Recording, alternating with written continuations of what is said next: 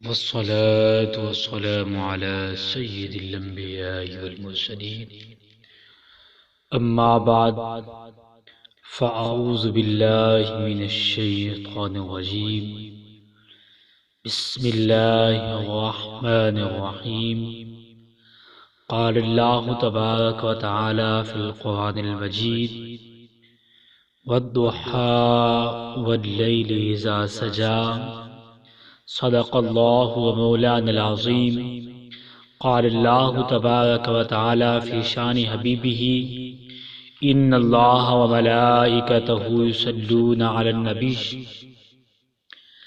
یا ایہا الذین آمنوا صلوا علیہ وسلموا تسلیما اللہم صل وسلم علی سیدنا ومولانا محمد وعلى آل سيدنا ومولانا محمد وبارك وسلم وسلوا عليه بلغ العلا بكماله كشف الدجى بجماله حسنت جميع خصاله صلوا عليه وآله وصحبه وسلموا تسلیما۔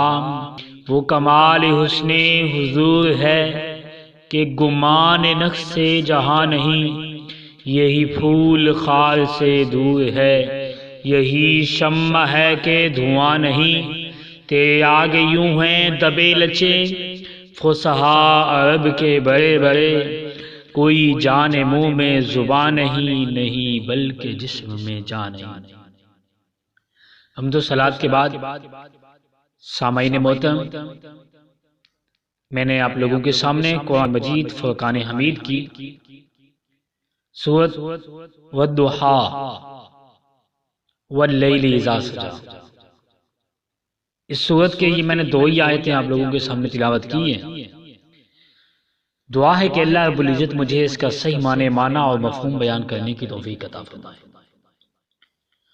آج کا جو ہمارا ٹاپک ہے، جس عنوان پہ جس موضوع پہ میں نے گفتگو کرنی ہے آپ لوگوں کے سامنے، وہ ہے آقا کریم صلی اللہ تعالی علیہ وآلہ وسلم کا حسن اور جمال۔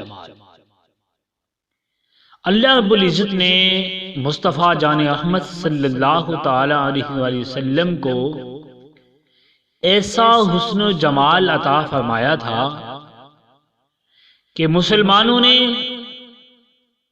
جب رخ انور کو دیکھا تو اپنی جانیں قربان کر دی، اور غیر مسلموں نے جب آپ کا حسن دیکھا دائرہ اسلام میں داخل ہو گئے۔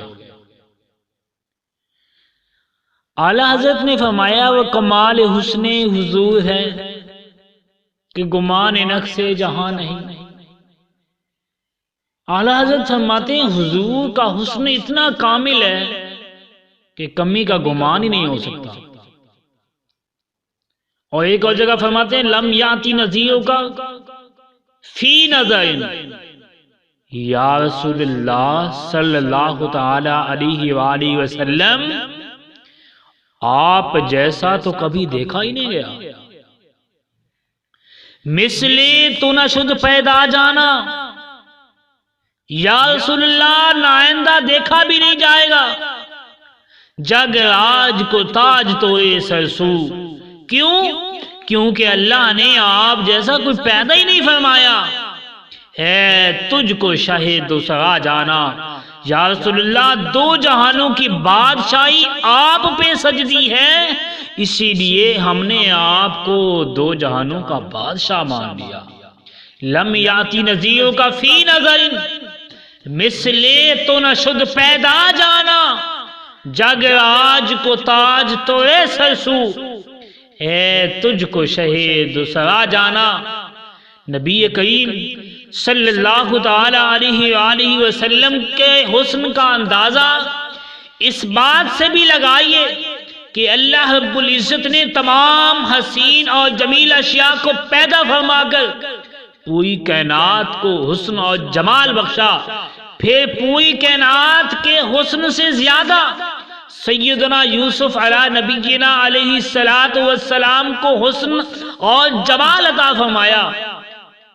آپ علی نبینا علیہ الصلوۃ والسلام کے حسن و جمال کا عالم یہ تھا کہ جب مصر کی عورتوں نے آپ کو دیکھا تو آپ کے حسن اور جمال میں ایسی گم ہوئی کہ اپنی انگلیاں کاٹ ڈالی۔ اس واقعے کو اللہ رب العزت نے قرآن پاک میں ارشاد فرمایا، پارہ نمبر 12 سورۃ یوسف۔ اللہ رب العزت فرماتا ہے فلما رأینہ اکبرنہ وقطعن ایدیہن وقلن حاش للہ ما ھذا بشرا ان ھذا الا ملک کریم۔ ترجمہ کنز الایمان، جب عورتوں نے یوسف کو دیکھا تو اس کی پاکی بولنے لگی اور اپنے ہاتھ کاٹ لیے اور بولی اللہ کو پاکی ہے، یہ تو جن سے بشر سے نہیں، یہ تو نہیں ہے مگر کوئی معزز فرشتہ۔ صدر الفاضل حضرت سیدنا مولانا مفتی سید محمد نعیم الدین مراد آبادی رحمت اللہ تعالی علیہ، آپ اسی آیت کے تحت خزائن العرفان میں لکھتے ہیں، فرماتے ہیں کہ انہوں نے حسن جمال کو اس قدر دیکھا تھا، یعنی سیدنا یوسف علیہ نبینا علیہ السلام کے حسن کے ساتھ نبوت اور رسالت کے انوار اور عاجزی و انکساری کے آثار، شاہانہ ہیبت، اقتدار وغیرہ وغیرہ چیزوں کو اس شان سے دیکھا تھا کہ تعجب میں آ گئی، اور آپ کی عظمت اور ہیبت ان کے دل میں بھر گئی، اور حسن و جمال نے انہیں ایسا دیوانہ کیا کہ ان عورتوں نے حضرت یوسف علیہ السلام کو دیکھنے کی کشش میں اتنی مشغول ہوئی کہ انہیں اپنے ہاتھ کٹنے کی تکلیف نہ ہوئی۔ عاشقان رسول، یہ تو سیدنا یوسف علیہ نبینا علیہ السلام کے حسن کا عالم تھا کہ جنہیں تمام مخلوق سے بڑھ کر حسن جمال عطا کیا گیا۔ ٹھیک ہے، یہ سیدنا یوسف علیہ نبینا علیہ السلام کے حسن کا عالم تھا، لیکن آئیے آپ پیارے آقا کریم صلی اللہ علیہ وسلم کے حسن کی طرف۔ آقا کریم صلی اللہ علیہ وسلم کو تو حضرت یوسف علیہ السلام سے بھی زیادہ حسن و جمال عطا کیا گیا ہے۔ اعلیٰ حضرت فرماتے ہیں نا، حسن یوسف پہ کٹی مصر میں انگشت زنا، سر کٹاتے ہیں تیرے نام پہ مردان عرب۔ ام المومنین حضرت سیدنا عائشہ صدیقہ فرماتی ہیں کہ اگر آقا کریم صلی اللہ تعالی علیہ وسلم کے رخسار مبارک کی خوبیاں اہل مصر سن لیتے نا تو جناب یوسف علیہ نبینا علیہ السلام کی قیمت لگانے میں مال و دولت نہ باتے، بلکہ فرماتی ہیں اگر زلیخا کو ملامت کرنے والی عورتیں آقا کریم صلی اللہ تعالی علیہ وسلم کی روحانی پیشانی کی زیارت کر لیتی تو ہاتھوں کی بجائے اپنے دل کاٹنے کو ترجیح دیتی، ہاتھوں کی بجائے اپنے دل کاٹ لیتی اگر وہ حضور صلی اللہ علیہ وسلم کے رخسار مبارک کو دیکھ لیتی۔ اعلیٰ حضرت فرماتے ہیں کہ تیرا مسند ناز ہے عرش بری، تیرا مسند ناز ہے عرش بری، تیرا محرم راز ہے روح امی، تو ہی سرور ہر دو جہاں ہے شہا، تیرا مثل نہیں خدا کی قسم۔ حضور صلی اللہ تعالی علیہ وسلم کی شان ہم کہاں سمجھ سکتے؟ حضرات صحابہ کرام جو دن رات سفر میں حضر میں نبی کریم صلی اللہ علیہ وسلم کی جمال نبوت کی تجلیوں کو اپنی آنکھوں سے دیکھا کرتے تھے، انہوں نے نبی کریم صلی اللہ علیہ وسلم کے جمال کو جن الفاظ میں بیان فرمایا ہے نا، جن الفاظ میں صحابہ کرام نے بیان فرمایا ہے، ذرا وہ دیکھیے۔ سیدنا انس رضی اللہ تعالیٰ عنہ فرماتے ہیں کہ میں نے ہر حسین چیز دیکھی ہے، ہر حسن دیکھا ہے، ہر حسین چیز دیکھی ہے، لیکن رسول اللہ صلی اللہ تعالی علیہ وسلم سے زیادہ حسین اور جمیل میں نے دیکھا ہی نہیں. کوئی دیکھتا ہی کیسے؟ رب کائنات نے بنایا ہی نہیں. تو پھر اعلیٰ حضرت کا شعر یاد آتا ہے کہ وہ کمال حسن حضور ہے کہ گمان نقص جہاں نہیں. اسی طرح صحابی رسول سیدنا جابر بن سمرہ رضی اللہ تعالیٰ عنہ آپ فرماتے ہیں کہ ایک مرتبہ نبی کریم صلی اللہ تعالی وسلم کو میں نے چاندنی رات میں دیکھا. چاندنی رات میں جابر بن سمرہ رضی اللہ تعالیٰ عنہ نبی کریم صلی اللہ علیہ وسلم کو دیکھتے ہیں. جابر فرماتے ہیں میں کبھی چاند کو دیکھتا, کبھی مصطفیٰ کے چہرے کو دیکھتا, کبھی چاند کو دیکھتا, کبھی مصطفیٰ کے چہرے کو دیکھتا, یہاں تک کہ میں فیصلہ کرنے پہ مجبور ہو گیا کہ مصطفیٰ کا چہرہ چاند سے زیادہ خوبصورت ہے. چاند پہ پھر بھی داغ دبے ہیں, مصطفیٰ کا چہرہ چاند سے زیادہ خوبصورت ہے. مصطفیٰ کا چہرہ چاند سے زیادہ خوبصورت ہے. تو پھر ماننا پڑے گا اعلیٰ حضرت جو کہتے ہیں, اعلیٰ حضرت نے جو فرما دیا نا, پھر وہ ماننا پڑے گا کہ وہ کمال حسن حضور ہے کہ گمان نقص جہاں نہیں. آج اس محفل کی برکت سے یہ شعر کم از کم یاد کر کے جائیے, وہ کمال حسن حضور ہے کہ گمان نقص جہاں نہیں. یہی پھول خار سے دور ہے, یہی شمع ہے کہ دھواں نہیں. اعلیٰ حضرت پھر فرماتے ہیں یہ جو مہر مہ پہ ہے اطلاق آتا نور کا, یہ جو مہر مہ پہ ہے اطلاق آتا نور کا, بھیکتے نام کی ہے استعارہ نور کا. نور کی خیرات لینے دوڑتے ہیں مہر ماہ, اٹھتی ہے کس شان سے گردے سوائی واہ واہ, اٹھتی ہے کس شان سے گردے سوائی واہ واہ.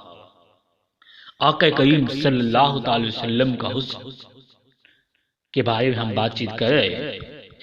جب پیارے پیارے مصطفیٰ صلی اللہ تعالی علیہ وسلم مکہ شریف سے ہجرت کر کے مدینہ کی طرف گئے نا, تو آقا کریم صلی اللہ علیہ وسلم کے ساتھ چند صحابہ کرام بھی روانہ ہوئے. تو راستے میں ام معبد کے خیمے کے پاس سے نبی پاک صلی اللہ علیہ وسلم گزرے. وہ خاتون جو تھی وہ آپ کو پہچانتی نہیں تھی, وہ جانتی نہیں تھی, لیکن وہ بڑی عقل مند تھی. اپنے خیمے کے پاس بیٹھ جاتی اور مسافروں کو کھانا کھلایا کرتی تھی. اللہ یہ عادت ہمیں بھی نصیب فرمائے کہ ہم بھی مسافروں کو کھانا کھلائیں, بھوکوں کو کھانا کھلائیں. جب اس عورت نے اس مبارک کارواں کو دیکھا تو وہ آگے آئیں.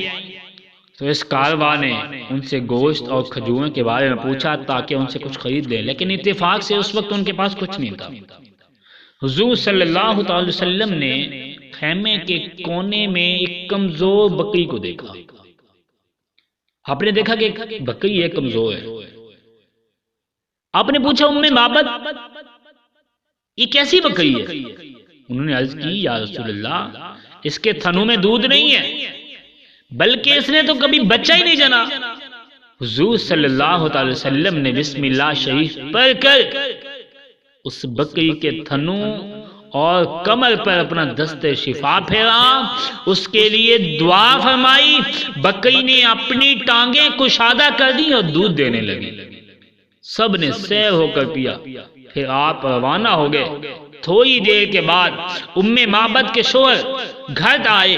جب انہوں نے دیکھا کہ اتنا کثیر دودھ تو تعجب کرنے لگے, پوچھنے لگے ام معبد اتنا دودھ کہاں سے آ گیا, حالانکہ ہمارے گھر میں تو دودھ والا کوئی جانور ہی نہیں ہے. تو انہوں نے کہا اللہ کی قسم ابھی یہاں سے ایک مبارک ذات گزری ہے. ابو معبد نے کہا ذرا میرے سامنے ان کا حلیہ بیان کرو. اس پر ام معبد کہنے لگی میں نے ایسی ذات کبھی نہیں دیکھی جن کا حسن و جمال نمایاں تھا, جن کا چہرہ خوبصورت تھا, جن کی تخلیق بہت عمدہ تھی, بڑے حسین انتہائی خوبصورت تھے, آنکھیں سیاہ تھی, آنکھیں بڑی تھی, پلکیں لمبی تھی, ان کی آواز گونجدار تھی, گردن چمکدار تھی، جبکہ داڑھی مبارک گھنی تھی۔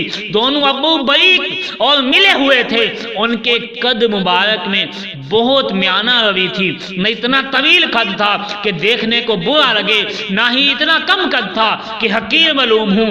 دور سے دیکھو تو بہت زیادہ باروب اور حسین و جمیل نظر آتے ہیں، جب قریب سے دیکھا جائے تو اس سے زیادہ حسین اور جمال ان کا نظر آتا ہے۔ یہ سراپا سن کر ابو معبد نے کہا کہ اللہ کی قسم، یہ تو وہی ذات گرامی ہے جن کا معاملہ ہمیں مکہ مکرمہ سے پہنچا ہے۔ میری تو خواہش ہے کہ ان کی رفاقت یعنی ان کا قرب اختیار کروں، اگر میرے اختیار میں ہوا نا تو میں اپنی اسی خواہش کی تکمیل لازمی کروں گا۔ پھر ایسا ہی ہوا کہ اللہ کے آخری نبی حضرت محمد مصطفیٰ صلی اللہ تعالی علیہ وسلم کے بابرکت قدم ان کے گھر میں پڑ جانے کی برکت سے نہ صرف معبد کے شوہر بلکہ معبد خود ان کو بھی شرف اسلام حاصل ہوا اور شرف صحابیت بھی ملا۔ اعلیٰ حضرت فرماتے ہیں نا، پر دیتا ہوں کہ وہ کمال حسن حضور ہے کہ گمان نقص جہان، یہی پھول خار سے دور ہے، یہی شمع ہے کہ دھواں ہے۔